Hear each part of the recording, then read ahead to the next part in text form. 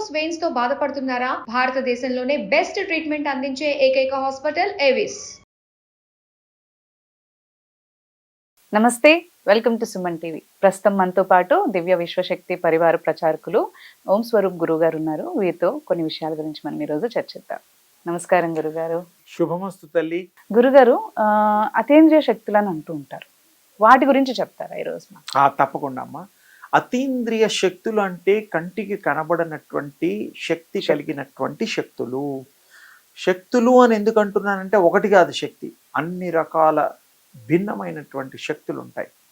ఏది ఎలా తీసుకుంటే అలా.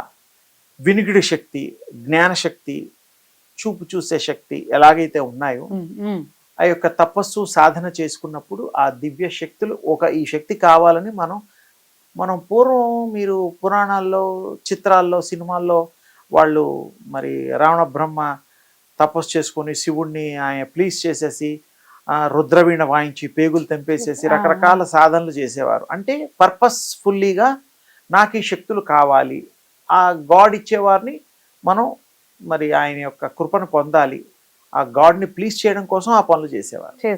హిరణ్యకశిపుడు, ఇలా చాలా మంది ఉన్నారు. తపస్సు చేయడం అంటేనే కొన్ని పొందడం కోసం. ఆ భగవంతుడికి కూడా తెలుసు వీడు దుర్మార్గుడు, మంచివాడు, పాపాత్ముడు అయినా కూడా ఆయన ఎందుకు ఇస్తాడంటే తపస్సు చేసి ఏం అడిగితే అది ఇచ్చేవారు. ఇస్తారు. ఎందుకు? మళ్ళీ కిటుకుంటుంది వాళ్ళ దగ్గర. ఇన్ని చేసి వాడికి ఇచ్చినట్టు ఇచ్చి మళ్ళీ వాడిని సంవరిస్తారు. ఏదైతే లాజిక్ వాళ్ళు వీడికి తెలియదు. వీడికి ఎంతసేపు నాకు అది కావాలి అది కావాలంటారు. అది అయితే నువ్వు కష్టం, నువ్వు నష్టపోతావు, నువ్వు వీడికి చెబితే వినే స్థితిలో లేడు కాబట్టి వాళ్ళు ఇస్తారు. అది దానిలో లాజిక్. అది ఏది ఏమైనా దివ్య శక్తులు, అదృశ్య శక్తులు ఉన్నాయి. అది విశ్వం అంతా ఉన్నాయి. మీకు కోరిక కోరినప్పుడు ఆ కోరికకు తగినట్టుగా ఆ దివ్య శక్తి రూపం తీసుకొని ఆ యొక్క శక్తి రూపంగా వచ్చి మీకు అనుగ్రహిస్తుంది. ఇది టెక్నిక్. ఇప్పుడు ఒక తండ్రి ఉంటాడు, ఇంటి యజమాని. ఆయనకి ఎంతో జీతం తక్కువ ఎక్కువ ఏదో బిజినెస్ ఏదో మొదట డబ్బు సంపాదిస్తారు. ఆయనకి పిల్లల్ని బాగా చదివించాలి, భార్యకి నగలు కొని పెట్టాలి, మంచి ఇల్లు కొనాలి, మంచి కారు ఉండాలి, రకరకాలుగా ఉంటది. ఒక్క సంపాదన ప్లాన్ చేసుకొని వీళ్ళందరికీ సుఖపెడతాడు. అంటే ఈజ్ ఎర్నింగ్ మ్యాన్ మన భాషలో. ఇది ఎంత సింపుల్. ఒక్కడు సంపాదించి మిగతా కుటుంబాన్ని, తన కుటుంబమే, వేరే కుటుంబం కాదు, ఇంకా ఎక్కువగా ఉన్నప్పుడు వేరే తమ్ముడు కుటుంబాలు, చెల్లెల కుటుంబాలు కూడా చూడొచ్చు. అది సెకండరీ. ఫస్ట్ మాత్రం వాళ్ళ సొంతంగా. అలాగే ఏ మానవుడైతే కోరతాడో, ఏ మానవుడైతే నాకు ఈ శక్తి కావాలని ఆ మనసులో సంకల్పం ఉంటుందో, దృఢ సంకల్పం, ఆ సంకల్పానికి తగ్గట్టుగా వికల్పం లేకుండా ఆ శక్తి ఆ రూపం తీసుకొని మీకు తప్పకుండా కోరికని తీరుస్తుంది, ప్రత్యక్షం అవుతుంది. మీరు కోరుకున్న దేవుడి రూపంలోనో ఏ రూపంలోనో కోరుకుంటాం కదా. మంచి జాబ్ అనుకున్నారు అనుకోండి, అవన్నీ ఇస్తుంది. ఎప్పుడు ఇస్తుంది? మీరు త్రికరణ శుద్ధిగా కనెక్ట్ అవ్వాలి. అంటే ఏదో దండం పెట్టుకోగానే అందరు ఇస్తే అందరు దండాలు పెట్టుకునేవాళ్ళు. ఈ పాటికి కోరిక ఒకరే కోరాలి, కోరిన వాళ్ళకి ఇవ్వాలి. అంటే ఆ భగవంతుడి యొక్క కృప. భగవంతుడు అనేటువంటి వాడు దివ్యశక్తే, అతీంద్రియ శక్తి కలిగిన వాడే. మనం ఏంటంటే ఓ రూపాన్ని అలవాటైపోయి కృష్ణుడు గాను, అమ్మవారు గాను, లేదా దత్తాత్రేయుడు గాను, రకరకాల దేవుళ్ళు గాను, దుర్గమ్మ లాగాను. అంటే ఏమిటి? ఆ దుర్గమ్మ శక్తి అనేటువంటి దేవుడని నమ్ముతున్నాం. ఆ దుర్గా అవతారం, ఆ దుర్గా అనేటువంటి తల్లి ఆ శక్తి స్వరూపంలో ఆ దుర్గగా మనకి దర్శనాలు ఇస్తోంది. దేవుళ్ళందరూ అంతే. మనం కూడా మానవ అవతారమే. గతంలో కూడా చెప్పాను, మనమేం మామూలు వాళ్ళం కాదు, మానవ అవతారంలో ఆవిర్భవించిన వాళ్ళం, అవతరించిన వాళ్ళం. ఆ దివ్య శక్తులు ఎవరికి ఎలా కావాలిస్తే అలా వస్తుంది. అందుకోసమే మన పూర్వీకులు, ఋషులు అందరూ కూడా దివ్య శక్తి కావాలని తపస్సు చేసుకునేవారు. వేల కొలది సంవత్సరాలు చేశారు, వాళ్ళు పొందారు. ఇప్పుడు కూడా మనం కోరికలు చిన్నవే. 100 సంవత్సరాల్లో మనకి హార్డ్లీ 65 to 70 years కంటే ఎక్కువ బతకం ఈ యొక్క ఆహారం తింటూ, ఈ టెన్షన్ వల్ల. ఈ మనకి ఆ శక్తి లేదు, మన తల్లిదండ్రులు ఉన్నట్టు మనం ఉండం. సింపుల్. అందుకని ఆ దివ్య శక్తి కనుక మనకు పొందితే అది మనం చాలా సింపుల్. దివ్యోపాసన, తేజోపాసన, శక్తోపాసన, సూర్యోపాసన. గతంలో మనం అనుకున్నట్టుగా అది ఒక 20 సెకండ్లు జోయిలీ చేసుకుంటే, ఒకసారి చేస్తే చాలు, 2 సార్లు అవసరంలా. ఒకసారి చేసుకుంటే ఒక మనిషిని చూస్తే గుర్తుపట్టి 10 ఏళ్ల తర్వాత కూడా ఎలా గుర్తుపడతాం? రోజు చూస్తామా? మా అంటే ఫోటో పెట్టుకుంటామేమో. అవును ఆ ఫోటో పెట్టుకోవడం అనేటువంటిది మన మెమరీలో దాన్ని దాచిపెట్టడం. You have to practice it continuously, constantly. అంతే, రోజు సూర్యుడి దగ్గర పోక్కర్లా, ఒకసారి పోతే చాలు. అప్పుడు మీకు ఆ దివ్య శక్తికి కనెక్ట్ అయిపోయి నకసిక పర్యంతం బాడీ అంతా కూడా శక్తి స్వరూపం అయిపోయి మీ కోరికలన్నీ కూడా మంచి కోరికలు ఇమీడియట్ గా తీరుస్తుంది. చెడ్డ కోరికల్ని ఉత్పన్నం కాదు, ఇది తప్పు అని అదే మన జ్ఞానబోధ కూడా చేస్తుంది. అంటే విచక్షణ జ్ఞానం, ఇది తప్పు, ఇది కరెక్ట్, ఇది దొంగ పని, ఇది మంచి పని అని మనం అనుకోవడంలా దానికి ఏ శక్తి ఉంది, ఏమీ లేదు, కామన్. అలాగే దివ్యశక్తి శక్తి ఉన్నప్పుడు ఇంకా బాగా క్లీన్ అబ్జర్వేషన్స్ ఉంటాయి. ఇది మంచిది కాదని కూడా చెప్తుంది, చెప్పేస్తుంది, ఆ పనులు చెయ్యదు. ఇంకా అది కూడా పట్టించుకోకుండా మనం చేస్తే ఇంకా మనకి అలా చేయదు. ఆ soul will take decision. Soul కి ఆ పవర్స్ ఉన్నాయి. సోల్ ట్రావెల్ అసలు మామూలుగా ఈ శరీరంతోనే కొన్ని కంట్రీస్ ట్రావెల్ చేస్తున్నాం. కొంతమంది తప్పని తెలిసినా కూడా రాంగ్ డెసిషన్స్ అంటే ఏంటంటే అది వీక్నెస్. అంటే ఇంకో కొన్ని జన్మలు ఎత్తాలనిపిస్తోంది వాడికి. ఎక్స్పీరియన్సెస్ కోసమే బర్త్ వచ్చింది. ఆ ఎక్స్పీరియన్సెస్ అయిన తర్వాత there is no birth, totally zero. అప్పు తీర్చుకున్న తర్వాత అప్పేం ఉంటుంది, ఉండదు. అప్పు తీసుకునేటప్పుడే ఆలోచించాలి తీరుస్తావా లేదా. ఈ జన్మలన్నీ అంతే. ఇది చాలాసార్లు చాలా మంది రకరకాలుగా చెప్పినా సూక్ష్మంగా అర్థం అవడం ఏంటంటే మనం బకాయిలు పడకూడదు. పూర్వజన్మలో ఎప్పుడు కూడా కంటిన్యూ కర్మలు వద్దు, మంచి కర్మలు చేస్తే మళ్ళీ జన్మలు లేవు. అవును అంటుంటారు, ఎవరికి ఎప్పుడు రుణపడి ఉండకూడదు.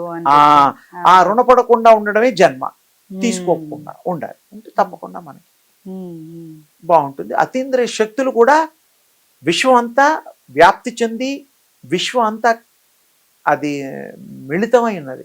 మీరు అన్నప్పుడు ఆ రూపంలోనే వస్తుందని ఇందాక చాలా సింపుల్ గా చెప్పా.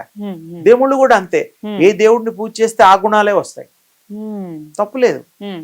కృష్ణుడు పూజ చేస్తే కృష్ణుడు అవతారంలో ఉండే ఆయన శక్తులు ఆ ఉపాసనలోనే వస్తాయి. అన్ని అంతే, ఏ దేవుడిని ప్రేయర్ చేస్తే ఆ దేవుడి గుణాలు మీకు వస్తాయి. లైక్ మానవులు కూడా అంతేనమ్మా. మా తాత గుణం వచ్చింది, మా తండ్రి గుణం వచ్చింది, మా అమ్మగారి గుణం వచ్చింది, మా మేనమామ గుణం వచ్చింది అనుకోవడంలా పోలికలతో సహా గుణాలు వస్తాయి. ఇప్పుడు నాన్న బాగా నసబెట్టేవాడు అన్నాడు, వీడు నసబెట్టాడు అంటే విషయం చెప్తున్నా.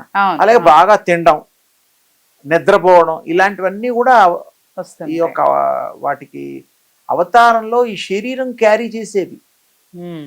సోల్ కి కావమ్మా. సోల్ ఇలాంటి పిచ్చి పనులు చేయదు. అది వచ్చిన పని ఆ పని చేసుకుంటుంది, వెళ్ళిపోతుంది. దాని చావు పుట్టుగా దాని చేతిలో ఉంటుంది, మన మానవుల చేతుల్లో ఉండదు. మానవులు ఎంతసేపు సంతోషపడుతుంటాడు, first birthday, second birthday, 60th birthday, marriage day, anniversary day, ఇవన్నీ. సోల్కి ఏమీ అవసరం లేదు, అది వస్తుంది, దాని పని చేసుకొని పోతుంది. ఉన్నందుకు విశ్వాసంతో ఈ శరీరం వాడుకున్నందుకు పోనీ ఏదైనా మంచి చేద్దామని ఏదో కొన్ని మంచి పనులు అది కూడా చేయడానికి అవకాశం ఉంటుంది. అతీంద్రియ శక్తుల యొక్క విశేషం అదమ్మా. చాలా వండర్ఫుల్ సబ్జెక్టు. అతీంద్రియ శక్తులు మనం కావాలి అంటే, ఆ శక్తుల్ని పొందాలంటే సూర్యోపాసన, ఇవి మనం గతంలో చెప్పుకున్నట్టు తేజోపాసన చేస్తే బ్రహ్మాండంగా మనకి ఆ యొక్క మైండ్ ఆ దివ్య శక్తి మయమైపోతుంది. దివ్య శక్తి స్వరూపులైపోతారు. మనం అనుకుంది కూడా చక్కగా తేలిగ్గా. పెద్ద కష్టపడకూడదు, అడవుల్లో పోయి తప్ప చేయాల్సిన అవసరం కూడా లేదు. ఇంట్లో కూర్చొని ఎక్కడో ఆ మూల కూర్చొని కూడా చేయొచ్చు. అప్పట్లాగా ఇప్పుడు అడవులు కూడా మరి తగ్గాయి. ఇప్పుడు అక్కడికి వెళ్ళిపోతే అక్కడ ఏ మృగాలు ఏవి తిన్నా కూడా తెలియదు. దానికి ఆకలేస్తే తినేస్తుంది. ఇప్పుడు మన ఇంట్లో కూర్చొని చేయలేకపోతే కదా బాధ, చేసుకోగలం. ఒక్కసారి కనెక్ట్ అయితే ఎక్కడ కూర్చున్నా వస్తుంది. ఎలాగైతే ఏవైనా మనం ఎక్కడ కూర్చున్నా గుర్తు చేసుకోగలుగుతామో, సింపుల్. అన్ని మన హ్యూమన్ ఈ యొక్క లైఫ్ కి కనెక్ట్ అయ్యే ఉంటుంది. అది చెప్తేనే అర్థమవుతుందని నేను ఉపమానాలు చెప్పాను, అంతకంటే వేరే ఏమి. దివ్య దృష్టి అని అంటారు దీంతో, అది థర్డ్ ఐ వస్తుంది. దివ్య దృష్టి అంటే రోజు దివ్య దృష్టి ఉంది మనకి. ఇప్పుడు నిద్రపోయినప్పుడు ఎక్కడెక్కడికో వెళ్ళిపోతూ ఉంటాం. గంగలో మునిగినట్టు ఉంటుంది, ప్రయాగ వెళ్ళినట్టు ఉంటుంది, చిరంజీవితో భుజం మీద చేసి సెకండ్ తీసుకున్నట్టు ఉంటుంది. పాపం ఆయన ఎక్కడ ఉంటాడు, మనం ఎక్కడ ఉంటాం. అంటే soul will travel, soul will create another Chiranjeevi also. దాని లోకంలో ఆలోచనలో ఇప్పుడు త్రిశంకు సర్గం అని విశ్వామిత్రులు వారు ఏం చేశారు, ఒక సృష్టి చేసేసాడు. ఒక మనిషి కోసం ఒక ప్రపంచాన్ని సృష్టించింది చరిత్రలో ఆయన ఒకడే, ఇంకెవరు మనం చేయలే నాకు తెలిసి కూడా. అంటే ఏమిటి, ఒక మనిషి శక్తితో, తపో శక్తితో ఒక లోకాల్ని సృష్టించగలడు, మనుషుల్ని సృష్టించగలడు. తల్లిదండ్రుల గర్భం అవసరం లేదు.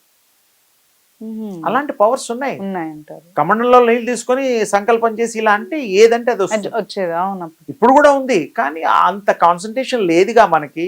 ఎంతసేపు మనకి ఆ పని ఇవ్వడం లేదు, ఈ పని ఇవ్వడం లేదు, వాడు వినడం లేదు, వీడు వినడం లేదు, మా అబ్బాయి చదువుకోవడం లేదు, మా అమ్మాయికి పెళ్లి సంబంధాలు లేవు, మంచి వరుడు లేదు, తీరా పెళ్లి చేస్తే వాడు అల్లుడు ఇలాంటి వాడు దొరికాడు, అలాంటి ఇవే గొడవలు కదా. ఎవరు సుఖంగా ఉన్నారు?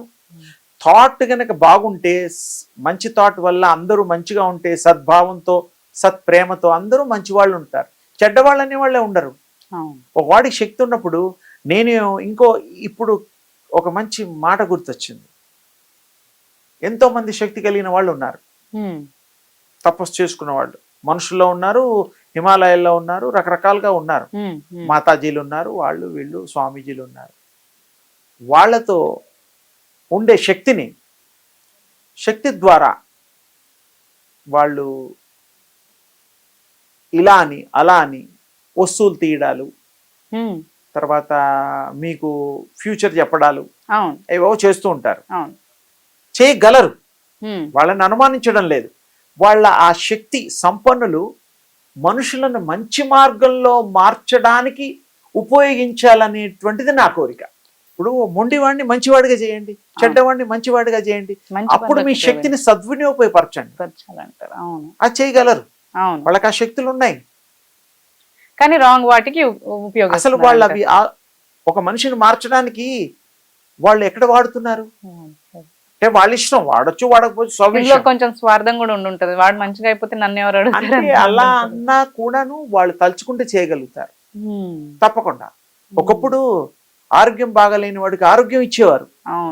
దత్తాత్రేయ స్వామి కళ్ళు లేని వాడికి కళ్ళు ఇచ్చాడు, కుష్ఠరోగికి రోగం విముక్తి చేశాడు. ఆ శక్తులు ఉన్నాయి. అలాగే ఇప్పుడు ఈ మానవ లోకంలో కూడా కొంతమంది గురువులు, పూజనీయులు, భగవత్ స్వరూపులు ఉన్నారే, వాళ్ళు ఇలాంటి కూడా చెయ్యాలని నా కోరిక. చేస్తారని ఆశిస్తున్నాను. బాగుంటుంది. సర్వే జన సుఖినో భవంతు. అంతా అందరూ బాగుండాలి. అందరూ బాగుంటే వాళ్ళలో మనం సంతోషంగా ఉంటాం. అలాంటి వాళ్ళని మార్చడానికి ఈ శక్తులు ఉపయోగిస్తే బాగుంటుందేమో అనిపిస్తుంది. అంతే గురుగారు. ధన్యవాదాలు. అమ్మా శుభమస్తు తల్లి.